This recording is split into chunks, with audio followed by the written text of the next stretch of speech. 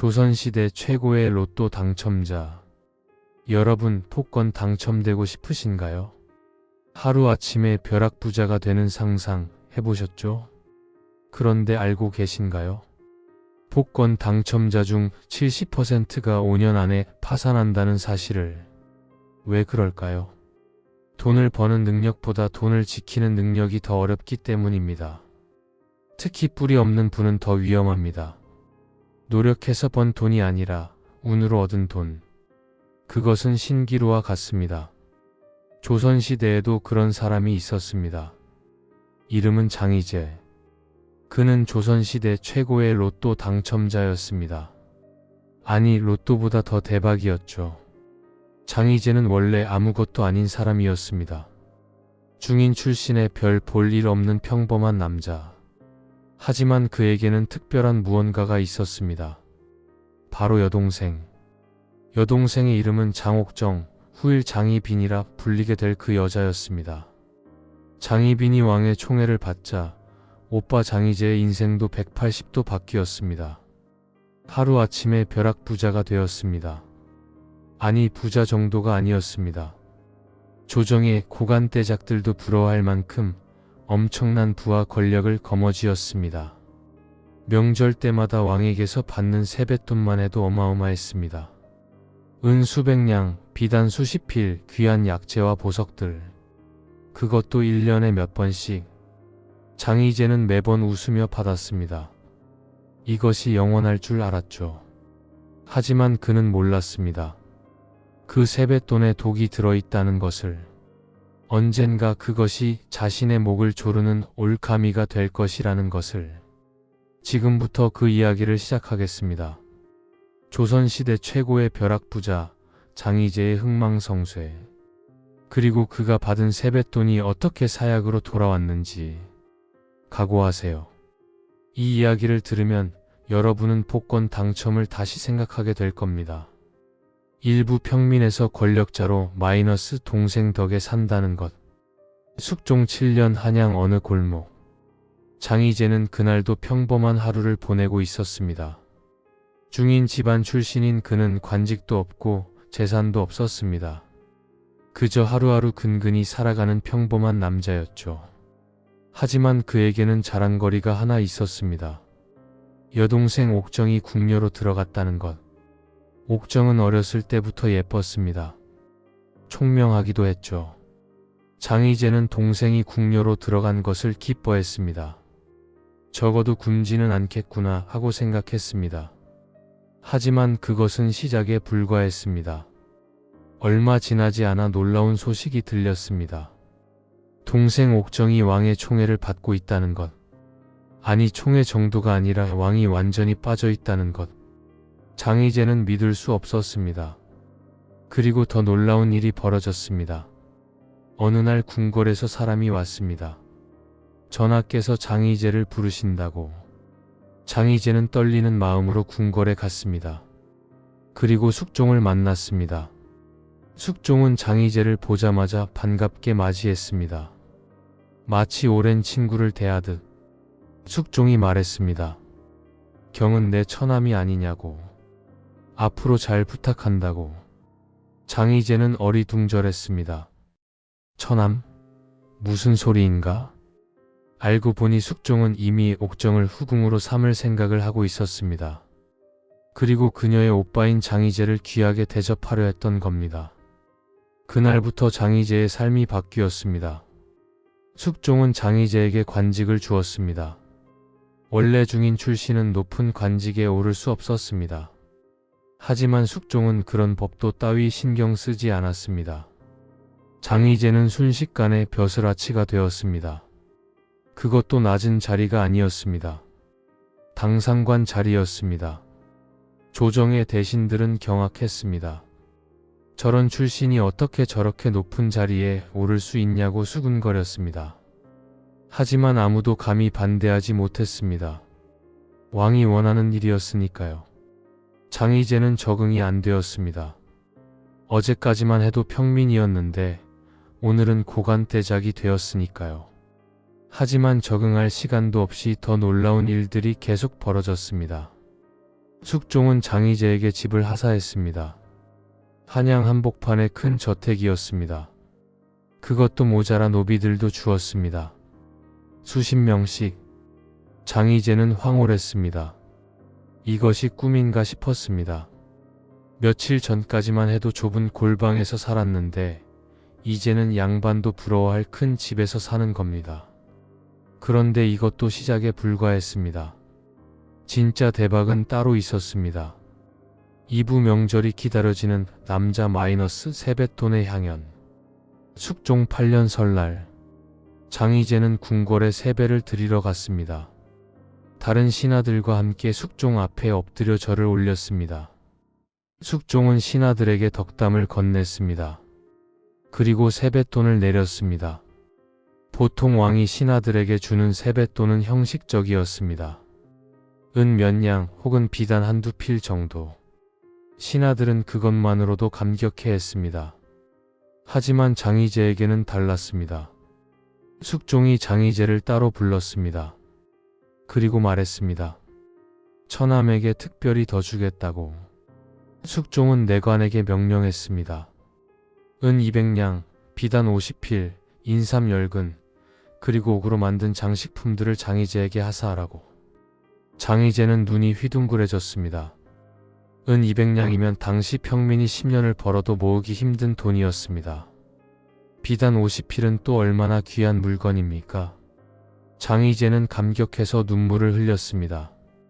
그리고 집으로 돌아와서 그 하사품들을 펼쳐놓고 바라봤습니다. 이것이 진짜 현실인가 싶었습니다. 하지만 이것도 끝이 아니었습니다. 단오가 되었습니다. 다시 궁궐에서 사람이 왔습니다. 전하께서 선물을 보내신다고. 이번에는 백냥, 약재 여러 종류, 그리고 귀한 부채들이었습니다. 장희제는 또 감격했습니다.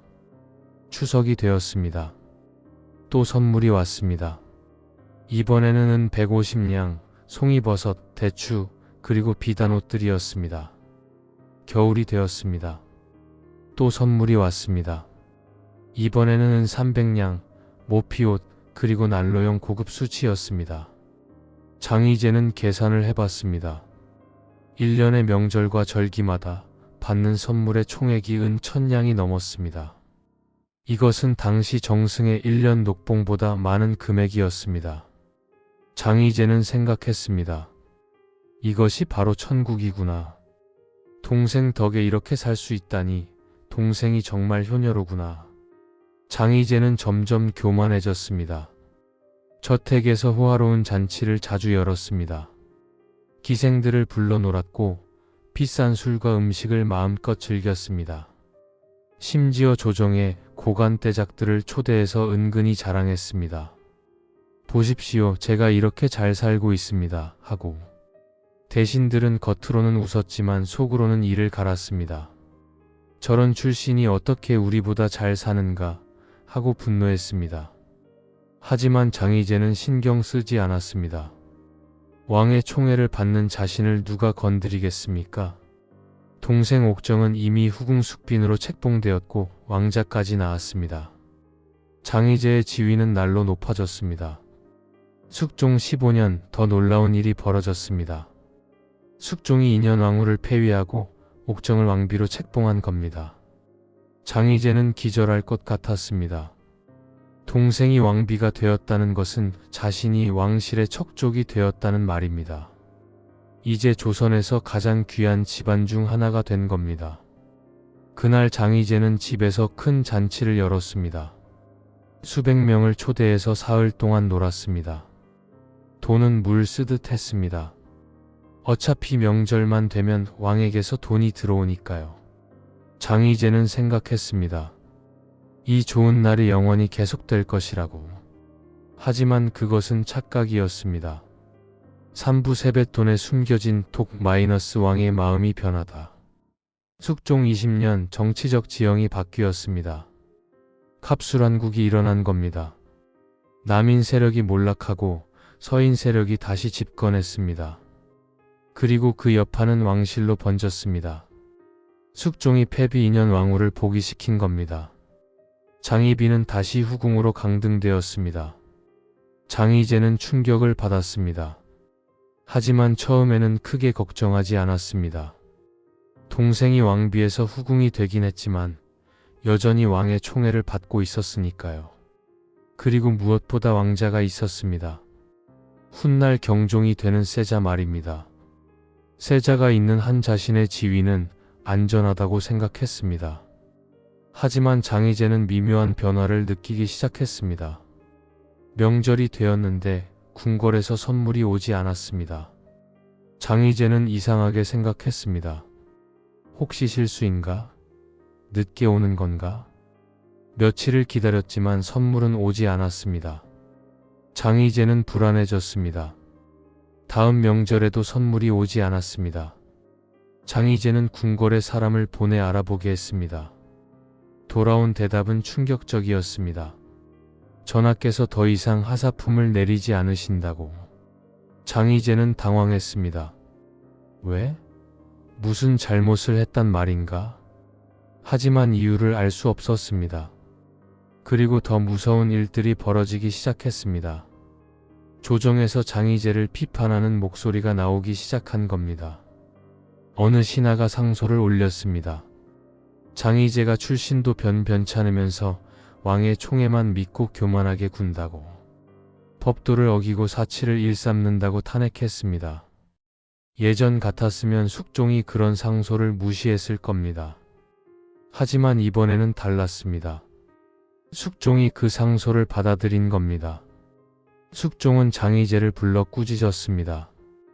경이 너무 사치스럽게 산다고. 앞으로 조심하라고 경고했습니다. 장희재는 땀을 뻘뻘 흘리며 사죄했습니다. 그리고 집으로 돌아와 생각했습니다. 왕의 마음이 변했구나. 장희재는 두려웠습니다. 그동안 자신이 누렸던 부귀영화가 모두 왕의 총애 덕분이었으니까요. 왕의 마음이 변하면 모든 것을 잃을 수도 있었습니다. 장희재는 조심하기 시작했습니다. 더 이상 사치스러운 잔치를 열지 않았습니다. 조용히 지내려고 노력했습니다. 하지만 이미 늦었습니다. 숙종의 마음은 이미 완전히 돌아선 상태였습니다. 사부 독이 발동하다 마이너스 하사품이 영모의 증거가 되다. 숙종 27년 장희빈이 2년 왕후를 저주한 사건이 발각되었습니다. 숙종은 분노했습니다. 그리고 장희빈에게 사약을 내렸습니다. 장희재는 경악했습니다. 동생이 죽는다는 것은 자신의 모든 것이 끝난다는 의미였습니다. 하지만 어쩔 도리가 없었습니다. 장희빈은 사약을 마시고 죽었습니다. 그리고 그 다음은 장희재의 차례였습니다. 조정에서 상소가 빗발쳤습니다. 장희재도 처벌해야 한다고. 그는 장희빈의 공범이라고. 영모를 도왔을 것이라고 주장했습니다.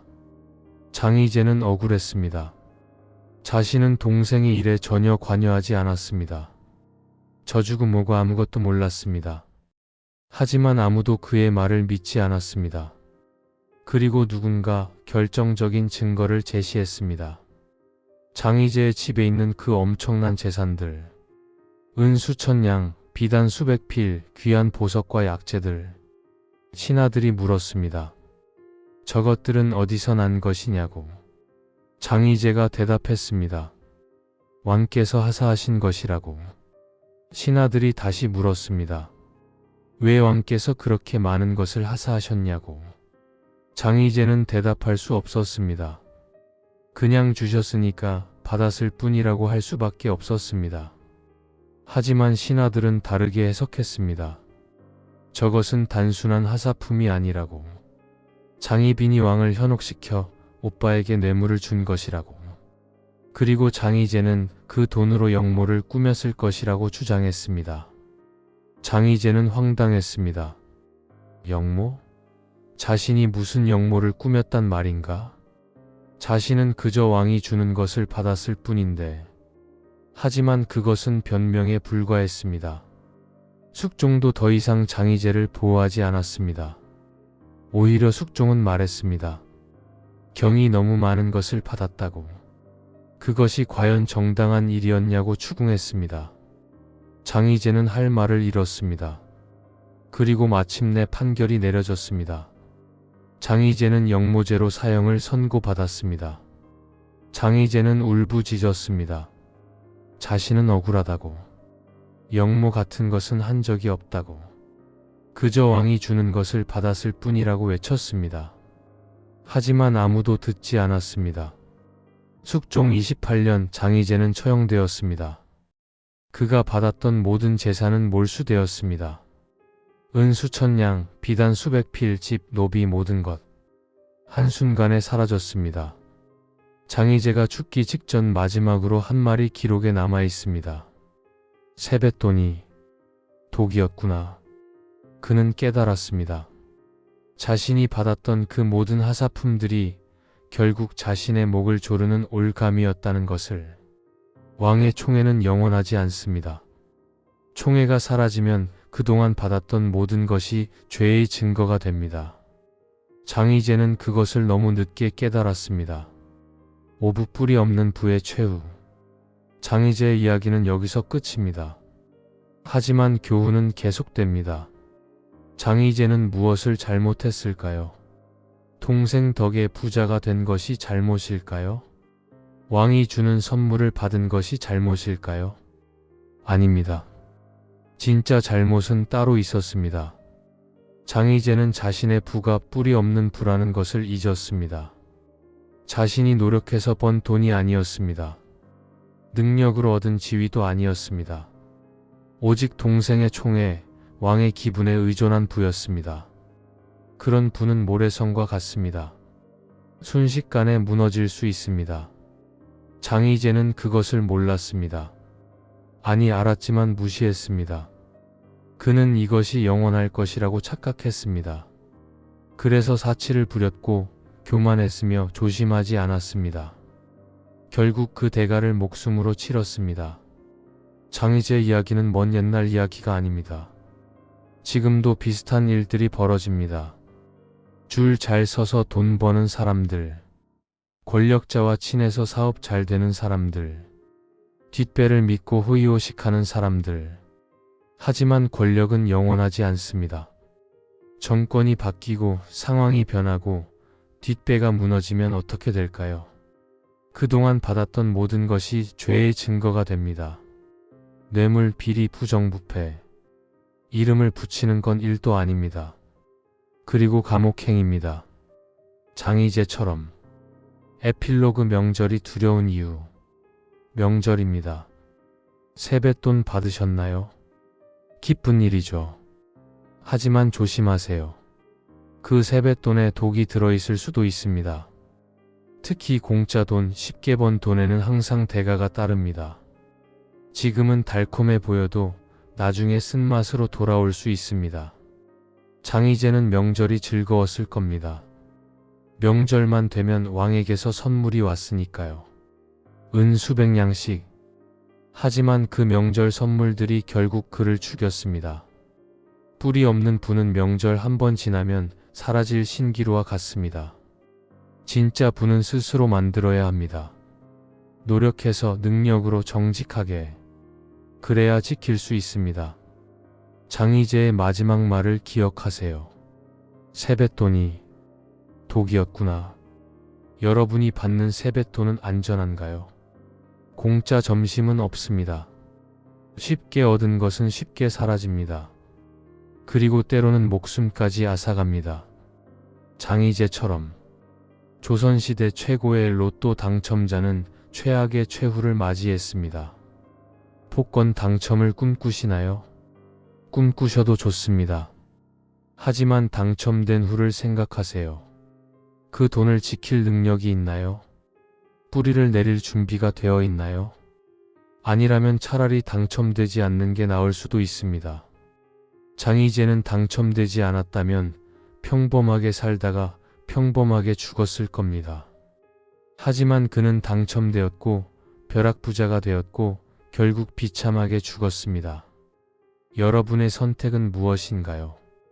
평범하지만 안전한 삶? 아니면 화려하지만 위험한 삶? 장희재의 이야기를 들은 지금 다시 한번 생각해 보세요. 독이 든 세뱃돈을 받을 것인가 말 것인가.